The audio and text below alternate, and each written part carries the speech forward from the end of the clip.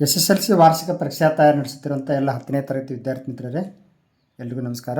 ಕರ್ನಾಟಕ ಶಾಲಾ ಪರೀಕ್ಷೆ ಮತ್ತು ಮೌಲ್ಯ ನಿರ್ಣಯ ಮಂಡಳಿಯವರು ಬಿಟ್ಟಂಥ ಹೊಸ ಮಾದರಿ ಪ್ರಶ್ನೆ ಪತ್ರಿಕೆ 3 ಬಿಡಿಸ್ತಾ ಇದ್ವಿ. 4 ಅಂಕದ ಸಮಸ್ಯೆಗಳನ್ನು ಬಿಡಿಸ್ತಾ ಇದ್ವಿ. ಅದರ ಮುಂದುವರಿದ ಭಾಗವನ್ನು ನೋಡೋಣ. 35ನೇ ಪ್ರಶ್ನೆ. ಚಿತ್ರದಲ್ಲಿ ತೋರಿಸಿರುವಂತೆ ಒಂದು ಸಮತಟ್ಟಾದ ನೆಲದ ಮೇಲೆ 2 ಸಮ ಎತ್ತರವುಳ್ಳ ಕಂಬಗಳು ನೇರವಾಗಿ ನಿಂತಿವೆ. ಕಂಬಗಳ ಮೇಲ್ತುದಿಗಳನ್ನು ತಂತಿಯಿಂದ ನೆಲದ ಮೇಲಿರುವ ಒಂದು ಗೂಟಕ್ಕೆ ಬಿಗಿದು ಕಟ್ಟಲಾಗಿದೆ. ಕಂಬಗಳ ಮೇಲ್ತುದಿಗಳಿಗಿರುವ ಉನ್ನತ ಕೋನಗಳು 30 ಡಿಗ್ರಿ ಹಾಗೂ 60 ಡಿಗ್ರಿಗಳಾಗಿದ್ದು, ಕಂಬಗಳ ನಡುವಿನ ದೂರ 100 ಮೀಟರ್. ಆದರೆ ಕಂಬಗಳ ಎತ್ತರ ಹಾಗೂ ತಂತಿಗಳ ಉದ್ದಗಳನ್ನು ಕಂಡುಹಿಡಿಯಿರಿ. ನೋಡಿ, ಭಾಳ ಸಿಂಪಲ್ ಐತೆ ಪ್ರಶ್ನೆ. ಭಾಳ ಈಸಿಯಾಗಿ 4 ಅಂಕ ತಗೋಬೋದು. ಇವು 2 ಕಂಬಗಳ ಎತ್ತರ ಸಮ ಐತೆ ಅಂತ ಹೇಳಿದಾರೆ. ಈ ಕಂಬದ ತುದಿಯಿಂದ ಈ ತಂತಿಯನ್ನು ಇಲ್ಲಿಗೆ ಬಿಗಿಯಾಗಿ ಕಟ್ಟಿದ್ದಾರೆ. ಈ ಕಂಬದ ತುದಿಯಿಂದ ತಂತಿ ಬಿಗಿಯಾಗಿ ಕಟ್ಟಿದ್ದಾರೆ. ಇಲ್ಲಿ ಉನ್ನತ ಕೋನ ಕೊಟ್ಟಿದ್ದಾರೆ. ಇದು 60 ಡಿಗ್ರಿ, ಇದು 30 ಡಿಗ್ರಿ. ಮತ್ತು 2 ಕಂಬಗಳ ನಡುವಿನ ಅಂತರ 100 ಮೀಟ್ರ್ ಅಂತ ಕೊಟ್ಟಿದ್ದಾರೆ. ನಾವು ಕಂಡುಹಿಡಬೇಕಾಗಿರೋದು ಫಸ್ಟ್ ಏನು, ಈ 2 ಕಂಬಗಳ ಎತ್ತರ ಎಷ್ಟು, ನೆಕ್ಸ್ಟ್ ಈ ತಂತಿಗಳ ಉದ್ದ ಎಷ್ಟು ಅಂತ ಕಂಡುಹಿಡಬೇಕು. ಇದು ಓ ಬಿಂದು ಅಂತ ತಗೊಳ್ಳೋಣ. ಫಸ್ಟ್ ನಾವು ಏನು ಮಾಡೋಣ ಅಂದ್ರೆ, ತ್ರಿಭುಜ ತಗೊಂಡು ತ್ರಿಭುಜ ABOದಲ್ಲಿ ತ್ರಿಭುಜ ABOದೊಳಗೆ tan 60 ಅನುಪಾತ ತಗೊಳ್ಳೋಣ. ಏನಾಗ್ತೈತಿ, tan 60 = ಅಭಿಮುಖ ಬಾಹು ಅಪಾನ್ ಪಾರ್ಶ್ವ ಬಾಹು. ಅಭಿಮುಖ ಬಾಹು AB ಆಗ್ತೈತಿ, AB. ಪಾರ್ಶ್ವ ಬಾಹು BO. tan 60 ಬೆಲೆ √3 ಆಗ್ತೈತಿ. AB ಗೊತ್ತಿಲ್ಲ ನಮಗೆ, ಕಂಡುಹಿಡಬೇಕು. AB as it is. ಇದು BO ಅನ್ನು ನಾವು X ಅಂತ ತಗೊಳ್ಳೋಣ. BO ಅನ್ನು X ಅಂತ ತಗೊಳ್ಳೋಣ. BO ಇದ್ದಲ್ಲಿ X ಅಂತ ತುಂಬೋಣ. ಇದು ಇನ್ ಟರ್ಮ್ಸ್ ಆಫ್ AB ಬರೆದ್ರೆ ಅಂದರೆ X ಇಲ್ಲಿ ಭಾಗಿಸ್ತೈತಿ, ಈ ಕಡೆ ಕಳಿಸಿ ಗುಣಿಸ್ತೈತಿ. AB ಏನಾಗ್ತೈತಿ ಅಂದರೆ ಇದು √3 × X ಆಗ್ತೈತಿ. ಇದನ್ನು ನಾವು ಸಮೀಕರಣ 1 ಅಂತ ಕರೆಯೋಣ. ಈ ಕಡೆ ಎಕ್ಸಾಕ್ಟ್ಲಿ ಅದೇ ಥರ ತ್ರಿಭುಜ CODದಲ್ಲಿ ಕೂಡ ನಾವು ಟ್ಯಾನ್ ಅನುಪಾತ ತಗೊಂಡ್ರೆ tan 30 = ಅಭಿಮುಖ ಬಾಹು CD ಪಾರ್ಶ್ವ ಬಾಹು OD. tan 30 ಬೆಲೆ 1/√3 CD ಗೊತ್ತಿಲ್ಲ, ಆ್ಯಸ್ ಇಟ್ ಈಸ್ ಬರೋಣ. CD ಅಪಾನ್ OD ಅಂದರೆ ಹೆಂಗೆ ಬರಿಬೋದು ನೋಡ್ರಿ. ಇದು ಟೋಟಲ್ 100 ಐತಿ. ಈ 100 ಈ X ಕಳೆದ್ಬಿಟ್ರೆ ಇದು OD ಸಿಗ್ತೈತಿ. ಅಂದ್ರೆ OD ಅಂದ್ರೆ 100 - X ಹಂಗೆ ಬರಿ. In terms of CD ಬರೀನ. ಅದು CD ಇಲ್ಲೇ ಇಟ್ಕೊಳ್ಳೋಣ.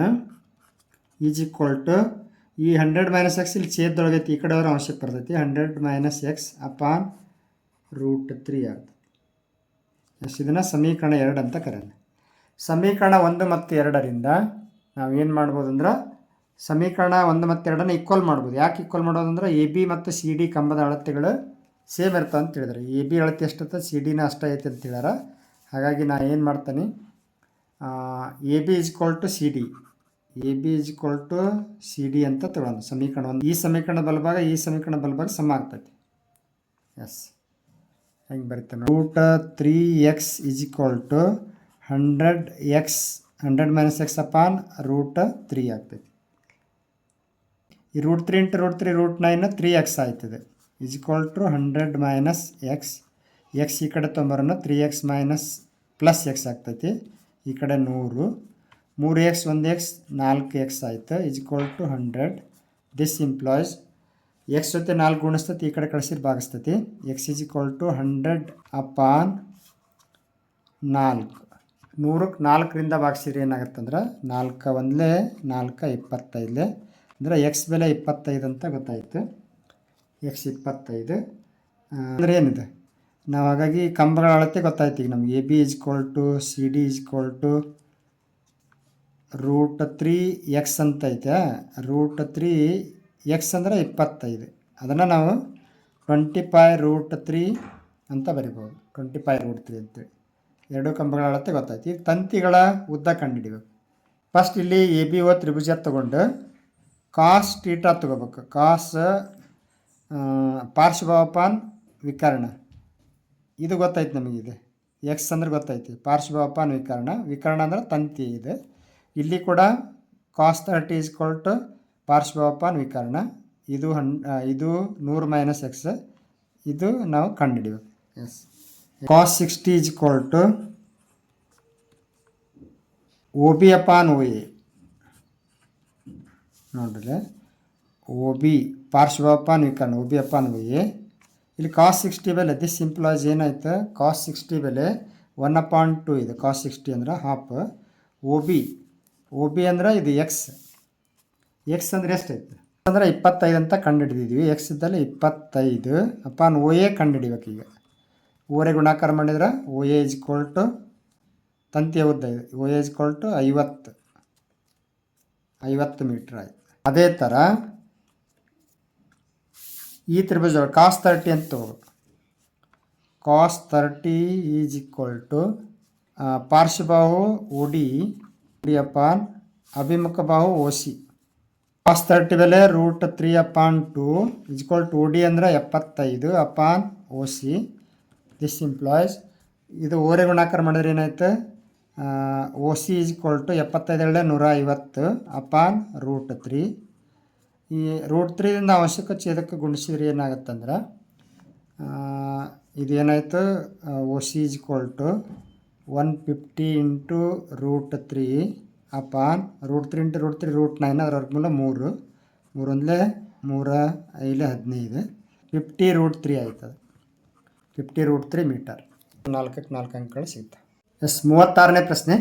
ಎರಡು ತ್ರಿಭುಜಗಳಲ್ಲಿ ಒಂದು ತ್ರಿಭುಜದ 3 ಬಾಹುಗಳು ಮತ್ತೊಂದು ತ್ರಿಭುಜದ 3 ಬಾಹುಗಳೊಡನೆ ಸಮಾನುಪಾತ ಹೊಂದಿದ್ದರೆ ಅವುಗಳ ಅನುರೂಪ ಕೋನಗಳು ಸಮನಾಗಿರುತ್ತವೆ ಮತ್ತು ಆ ಎರಡು ತ್ರಿಭುಜಗಳ ಸಮರೂಪಿಗಳಾಗಿರುತ್ತವೆ ಎಂದು ಸಾಧಿಸಿ.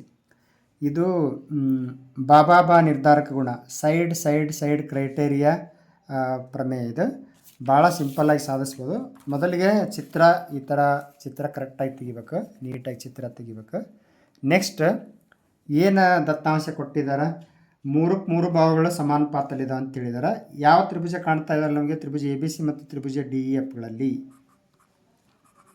ಈ ತ್ರಿಭುಜದ 3 ಬಾಹುಗಳೊಡನೆ ಸಮಾನುಪಾತ ಹೊಂದೇವೆ ಅಂತ ಹೇಳಿದ್ದಾರೆ. ಹಾಗಾಗಿ ಎ ಬಿ ಅನುರೂಪ ಬಾಹು ಡಿ ಇ ಅದರ ಜೊತೆ ಅದೇ ಸಮಾನುಪಾತ ಇರ್ತೈತಿ, A B upon D E. Next A C upon D F. Next B C upon E F. ಈ ಥರ 3 ಬಾಹುಗಳು ಸಮಾನುಪಾತ ಹೊಂದೇವೆ.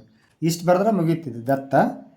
ಸಾಧನೀಯ ಅಂದರೆ ಏನನ್ನ ಸಾಧಿಸ್ಬೇಕಾಗೈತೆ, ನಾವು ಪ್ರಮೇಯದ ಮುಖ್ಯ ಉದ್ದೇಶ ಏನು ಸಾಧಿಸ್ಬೇಕಾಗೈತೆ ಅಂದ್ರೆ ಇವು ಎರಡೂ ತ್ರಿಭುಜ ಸಮರೂಪಿ ಆಗ್ತಾವೆ ಅಂತೇಳಿ ಸಾಧಿಸ್ಬೇಕು. ಏನು, ತ್ರಿಭುಜ ಎ ಬಿ ಸಿ ಸಮರೂಪಿ ತ್ರಿಭುಜ ಡಿ ಇ ಎಫ್ ಅಂತೇಳಿ ಸಾಧಿಸ್ಬೇಕು. ಇಷ್ಟ. ಎಸ್, ಇಲ್ಲಿ ಕೊಟ್ಟಿರೋ ದತ್ತಾಂಶಗಳು ಸಾಕಾಗೋದಿಲ್ಲ. ಹಾಗಾಗಿ ನಾವು ರಚನೆ ಮಾಡ್ಕೋಬೇಕು. ಇಲ್ಲಿ ಏನು ರಚನೆ ಮಾಡ್ಕೋಬೇಕಂದ್ರೆ ಇಲ್ಲೇನು ಎ ಬಿ ಐತಲ್ಲ, ಎ ಬಿಗೆ ಸಮ ಆಗುವಂಗೆ ಡಿ ಇ ಮೇಲೆ ಒಂದು ಬಿಂದು ಗುರುತಿಸಿ, A B is equal to D P ಆಗುವಂತೆ ಡಿ ಇ ಮೇಲೆ ಪಿ ಬಿಂದು ಗುರುತಿಸಿ, A C is equal to D F D Q ಆಗುವಂತೆ ಡಿ ಎಫ್ ಮೇಲೆ ಕ್ಯೂ ಬಿಂದು ಗುರುತಿಸಿ ಪಿ ಕ್ಯೂ ಸೇರಿಸಿ. ಫಸ್ಟ್ ರಚನೆ ಮಾಡ್ಕೊತೀನಿ, ಆಮೇಲೆ ಬರೆಯೋಣ ಅಂತ ಅದನ್ನು. A B is equal to D P ಆಗುವಂತೆ, A C is equal to D Q ಆಗುವಂತೆ ಡಿ ಇ ಮತ್ತು ಡಿ ಎಫ್ಗಳ ಮೇಲೆ ಪಿ ಮತ್ತು ಕ್ಯೂ ಬಿಂದು ಗುರುತಿಸಿ ಪಿ ಕ್ಯೂ ಸೇರಿಸಿ. ಅದು ಏನು ಮಾಡಿದ್ವಿ ಅದನ್ನೇ ನಮ್ಮದೇ ಆದ ವಾಕ್ಯದಲ್ಲಿ ಬರೆದಿದ್ವಿ. ನೆಕ್ಸ್ಟ್ ಇವಾಗ ಸಾಧನೆ. ಫಸ್ಟ್ ಏನು ಮಾಡೋಣ ಅಂದ್ರೆ ಈ ಎ ಬಿ ಸಿ ಮತ್ತು ಡಿ ಇ ಎಫ್ಗಳಲ್ಲಿ ತ್ರಿಭುಜ ಅನುಪಾತ ಕೊಟ್ಟಿದ್ದಾರೆ, ಸಮಾನುಪಾತ ಏನಂತ ಕೊಟ್ಟಿದ್ದಾರೆ, A B upon D E ಅಂತ ಕೊಟ್ಟಿದ್ದಾರೆ. Next A C upon D F ದತ್ತೊಳಗೆ ಹೇಳಿದಲ್ಲ ಅದೇ ಕೊಟ್ಟಿದ್ದಾರೆ. ಈಗ ನಾವು ಏನು ಮಾಡೋಣ ಅಂದ್ರೆ ಎ ಬಿ ಅಂದ್ರೆ ಡಿ ಪಿ ಅಂತ ಹೇಳಿದ್ವಿ ರಚನೆ ಪ್ರಕಾರ. ಅದಕ್ಕೆ ನಾ ಎ ಬಿ ಇದ್ದಲ್ಲೇ ಡಿ ಪಿ ಅಂತ ಬರಿತೀನಿ, D P upon D E. Next A C ಅಂದ್ರೆ D Q upon D F. ಅದರೊಳಗೆ A B upon D is ಕೊಟ್ಟು A C upon D F ಕೊಟ್ಟಿದ್ರು. ಅದನ್ನು ನಾವು A B upon D A C upon D F ಬರ್ಕೊಂಡ್ವಿ. ಇದನ್ನು ನಾವು ಹೆಂಗೆ ಬರಿಬೋದು, ಎ ಬಿ ಇದ್ದಲ್ಲಿ ನಾವು ಡಿ ಪಿ ತುಂಬಿದ್ವಿ, ಯಾಕಂದ್ರೆ ಎ ಬಿಗೆ ಡಿ ಪಿ ಆಗೋಂಗೆ ರಚನೆ ಮಾಡ್ಕೊಂಡಿದ್ವಿ. ಅದಕ್ಕೆ ಎ ಬಿ ಇದ್ದಲ್ಲಿ ಡಿ ಪಿ, ಎ ಸಿ ಇದ್ದಲ್ಲೇ ಡಿ ಕ್ಯೂ ಯಾಕೆ ತುಂಬಿದ್ವಿ ಅಂದ್ರೆ ಎ ಸಿ ಇಸ್ಕೊಂಡು ಡಿ ಕ್ಯೂ ಆಗೋಂಗೆ ರಚನೆ ಮಾಡಿದ್ವಿ. ಬಟ್ ಇದನ್ನು ನಾವು ಚಿತ್ರದಾಗ ಅಬ್ಸರ್ವ್ ಮಾಡಿದ್ರೆ D P upon D E D Q upon D F ತೇಲ್ಸ್ನ ವಿಲೋಮ ಪ್ರಮೇಯ ಪ್ರಕಾರ ಪಿ ಕ್ಯೂ ಸಮಾಂತರ ಇ ಎಫ್ ಆಗುತ್ತದೆ. ಒಂದು ರೇಖೆ ಉಳಿದೆರಡು ಭಾಗಗಳನ್ನು ಸಮಾನುಪಾತದಲ್ಲಿ ವಿಭಾಗಿಸಿದ್ರೆ ಅದು ಮೂರನೇ ಭಾಗ ಸಮಾಂತರ ಇರ್ತದೆ ತೇಲ್ಸ್ನ ವಿಲೋಮ ಪ್ರಮೇಯದ ಪ್ರಕಾರ. ಹಾಗಾಗಿ ತೇಲ್ಸ್ನ ವಿಲೋಮ ಪ್ರಮೇಯದ ಪ್ರಕಾರ ಏನಾಯ್ತು, ಪಿ ಕ್ಯೂ ಸಮಾಂತರ ಇ ಎಫ್ ಆಯ್ತದೆ. ಪಿ ಕ್ಯೂ ಸಮಾಂತರ ಇ ಎಫ್ ಆವಾಗ ಏನಾಕತಿ ಇದಕ್ಕಿದು ಸಮಾಂತರ ಆದರೆ ಎರಡು ಸಮಾಂತರ ರೇಖೆಗಳನ್ನ ಒಂದು ಛೇದಕ ರೇಖೆ ಛೇದಿಸಿದಾಗ ಉಂಟಾಗುವ ಅನುರೂಪ ಕೋನಗಳು ಸಮ ಆಗ್ತವೆ. ಅಂದ್ರೆ ಕೋನ್ ಪಿಗೆ ಕೋನ್ ಇ, ಕೋನ್ ಪಿ ಈಕ್ವಲ್ ಟು ಕೋನ್ ಇ. ನೆಕ್ಸ್ಟ್ ಕೋನ್ ಕ್ಯೂಗೆ ಕೋನ್ ಕ್ಯೂ ಈಕ್ವಲ್ ಟು ಕೋನ್ ಎಫ್ ಸಮ ಆಗ್ತಾವೆ, ಅನುರೂಪ ಕೋನಗಳು ಸಮ ಆಗ್ತಾವೆ. ನಾವು ಏನು ಮಾಡೋಣ, ಎ ಬಿ ಸಿ ತ್ರಿಭುಜ ಡಿ ಪಿ ಕ್ಯೂ ತ್ರಿಭುಜ ಸರ್ವ ಸಮ ಅಂತ ಸಾಧಿಸೋಣ. ತ್ರಿಭುಜ ಎ ಬಿ ಸಿ ಮತ್ತು ತ್ರಿಭುಜ ಡಿ ಪಿ ಕ್ಯೂಗಳಲ್ಲಿ ಏನೇನು ಸಮ ಐತಿ? A B equal to D P ಐತೆ, A B equal to D P ಐತಿ, ಕಾರಣ ರಚನೆ.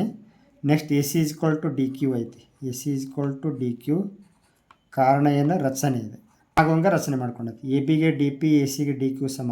ನೆಕ್ಸ್ಟ್ ಇನ್ನೊಂದು ಅಂಶ ಏನು ಸಮ ಐತೆ ಅಂದ್ರೆ ಕೋನ್ ಎ ಕೋನ್ ಡಿ ಅನುರೂಪ ಕೋನಗಳು ಸಮ ಇರ್ತಾವೆ. ಅಂದರೆ ಇವೆರಡೂ ತ್ರಿಭುಜಗಳಲ್ಲಿ ಎರಡು ಬಾಹು ಒಂದು ಕೋನ, ಮತ್ತೊಂದು ತ್ರಿಭುಜದ ಎರಡು ಬಾಹು ಒಂದು ಕೋನಕ್ಕೆ ಸಮ ಆಯಿತು. ಬಾಕೋಬ ಸಿದ್ಧಾಂತ ಪ್ರಕಾರ ಸರ್ವಸಮ ಅದು. ದೇರ್ಫೋರ್ ತ್ರಿಭುಜ ಎ ಬಿ ಸಿ ಸರ್ವಸಮ ತ್ರಿಭುಜ ಡಿ ಪಿ ಕ್ಯೂ, ಕಾರಣ ಬಾಕೋಬ ಸಿದ್ಧಾಂತ. ಬಾಕೋಬ ಸಿದ್ಧಾಂತ ಪ್ರಕಾರ ಸರ್ವಸಮ ಅದು. Yes, B C equal to P Q ಆಗ್ತೈತಿ. B C equal to P Q, ಕಾರಣ ಏನಂದ್ರೆ ಸರ್ವಸಮ ತ್ರಿಭುಜದ ಅನುರೂಪ ಬಾಹುಗಳು ಸಮ ಆಗ್ತಾವೆ. ನೆಕ್ಸ್ಟ್ ಕೋನ್ ಬಿ ಈಕ್ವಲ್ ಟು ಪಿ ಆಕೈತಿ. ಕೋನ್ ಬಿ ಈಕ್ವಲ್ ಟು ಕೋನ್ ಪಿ ಯಾಕೆ ಸಮ ಆಗ್ತೈತಿ? ಸರ್ವಸಮ ತ್ರಿಭುಜದ ಅನುರೂಪ ಕೋನಗಳು ಸಮ ಆಗ್ತಾವೆ. ನೆಕ್ಸ್ಟ್ ಕೋನ್ C equal to cone Q ಆಗ್ತೈತಿ. ಕೋನ್ ಸಿಗೆ ಕೋನ್ ಕ್ಯೂ ಸಮ ಆಗ್ತೈತಿ. ಜಸ್ಟ್ ನೋಡಿದ್ರೆ ಗೊತ್ತಾಗ್ತೈತಿ ನೋಡ್ರಿ. ಇಲ್ಲಿ ಈ ಕೋನಕ್ಕೆ ಈ ಕೋನ ಸಮ. ಈಗ ಸಪೋಸ್ ಇದು 50 ಡಿಗ್ರಿ ಐತೆ ಅಂತ ತಿಳ್ಕೊರಿ. ಇದಕ್ಕಿದೆ ಸಮ ಅಂದರೆ ಇದು 50 ಡಿಗ್ರಿ ಆಗುತ್ತಾ? ಇದು ಸಮ ಅಂದರೆ ಇದು 50 ಡಿಗ್ರಿ ಆಗುತ್ತಾ? ಆಟೋಮೆಟಿಕಲಿ ಏನೈತೆ, ಕೋನ್ ಬಿಗೆ ಕೋನ್ ಇ ಸಮ ಐತೆ.